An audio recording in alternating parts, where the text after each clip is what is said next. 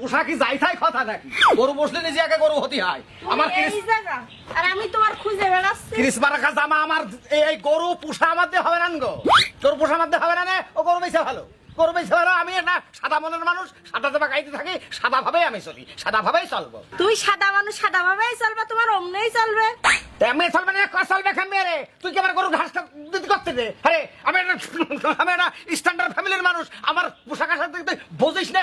আমি গরু ঘাস দিলি আমার প্র্যাকটিস বাড়ি খেয়ে যায় না? যে কয়দিন আমার বাড়ির ভাত তোর বরাতে আছে সেই কয়দিন তোকেই কাজ করতে হবে। ওরে তোর বাপের যদি হাতে পাতাম তো সাইকেল প্রশ্ন করতাম রে, তোর বাপের বেতন প্রশ্ন করতাম। তোমার মেয়ে এত সাজিয়ে গুজে থাকে কা? দ্বিতীয় প্রশ্ন করতাম তোমার মেয়ে কাজ না করে টিভি দেখে কা? তৃতীয় প্রশ্ন করতাম তোমার মেয়ে সারি সারি খায় কা? চতুর্থ প্রশ্ন তোমার মেয়ে বাইরে যায় কা? তোমার রাইন্দা দেয় কিটা? পাড়ার মহিলা এসে নাকি? আমি তো রান্দি। শোন, প্র্যাকটিস রেখে কথা কবি, সবসময় প্র্যাকটিস রেখে কথা কবি, বুঝতে পারছিস? আমার সামনে লবণ ছাড়া কথা কবি না, আর সবসময় চিন্তা ভাবনা করবি দাড়ি কমাতে কথা কওয়ার জন্য। সারা জীবন তো মাছ দিয়েই এসেছো, হ্যাঁ? মাছ ছাড়ার কি বা দিছাও? শোন, এই মেয়ে মানুষের মাঝে মাঝে বাটাম দিয়ে মারতে হয়, বুঝতে পারছিস? বাটাম না মারলি এই মেয়ে মানুষ সোজা হয় না। ওই বাটাম মারা হয় না কতদিন আমার মনে হচ্ছে, এই জন্য আবার তোমার একটু জানতে হবে। তুমি তো মাছ ছাড়ার কিছুই পারো না।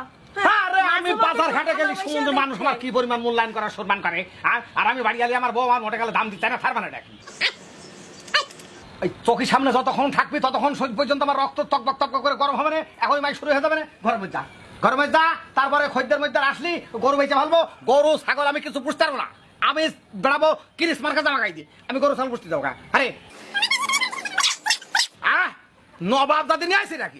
আমার শ্বশুরের সাথে আমার দেখা হলে আমি শ্বশুরের কাছে চারটা প্রশ্ন করবো, চারটা প্রশ্ন উত্তর যদি শ্বশুর দিতে না পারে, শ্বশুরকে, শ্বশুর তো মারা যাবে না, শ্বশুরের মেয়েকে ডবল করে মেরে দেবো। কি ব্যাপার, বসে বসে কি ভাবতেছো? গভীর চিন্তায় পড়ে গেছো। তোমার চিন্তা কিন্তু আমি বুঝি। তুমি সিটারি বাটপারি করিয়ে এই যে সংসার চালাও, আমি কি কিছুই বুঝি না। শোন, মেয়ে লোক তো আইনে দাও খাবে, এই যে মেয়ে লোকের কথাবার্তা। দাও আনো এই যে মেয়ে লোকের কাজ। তাছাড়া কি এখন একজন পুরুষ মানুষ কোয়ান্ত নিয়ে আসলো, কিভাবে এলো তা তো দেখে না। এবার কত বেশি কথা বললো না, চুপচাপ বসে থাকো। শোনো, তুমি যা খুশি তাই করো, চিটারি করো, বাটপারি করো, ইচ্ছে মতন যা খুশি তাই করো, কোনো আপত্তি নেই আমার। এসব বিষয়ে আমার কোনো আপত্তি নেই। আপত্তি খালি একটা জায়গায়, আমার এই বাড়ির পরে একটা লোক যেন না আসে। আমি এইটা যেন বলে রাখলে তোমার, তুমি মাথায় রেখো। বাড়ি ভাড় আসলো কিটা? কিরা আসলে আসতে কতক্ষণ? বাড়ি ভাড় কেউ আসেনি আর আসবে না, চুপকে থাক। ব্যাপারে ফোন দিচ্ছে সেই চিন্তাতে আমি টেনশনে আছি। তার গরু আছে না আছে, কিটা আছে না আছে, সেগুলো তো দেখতে হবে। ভাব যাই বসে বসে, নাকি অন্য কিছু ভাবছো যে কিরা বাড়ির পরে চলে আসে, কার কি করে থিয়ে এসো? আমার ব্যবসা আমার করতে দাও, তোমার অত টেনশন করা লাগবে না, ওই বুদ্ধি ঢুকানো লাগবে না। বুঝেছো?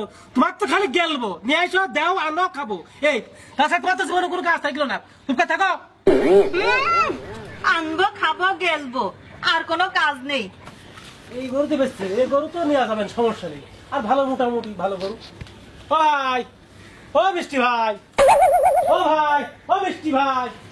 ভাই তো বাড়ি নেই, কে আপনি? আমি পাইছে ভাবি আছে।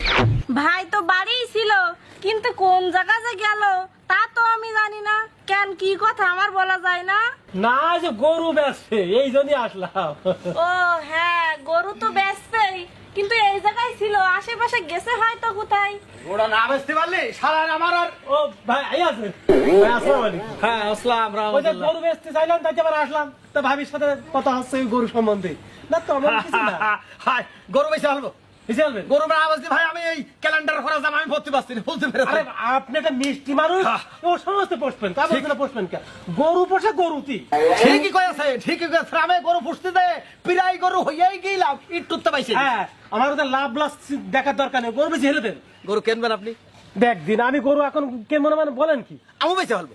চলেন যাই। ও আমি রাখবো না। আমার বউ দেখছেন না, আমার বউ হলো কুলিল বংশের মেয়ে, আমার বউ সৈয়দ বংশের মেয়ে, আমার বউ পাঠান বংশের মেয়ে, আমার বউ খান বংশের মেয়ে, তাই না গো?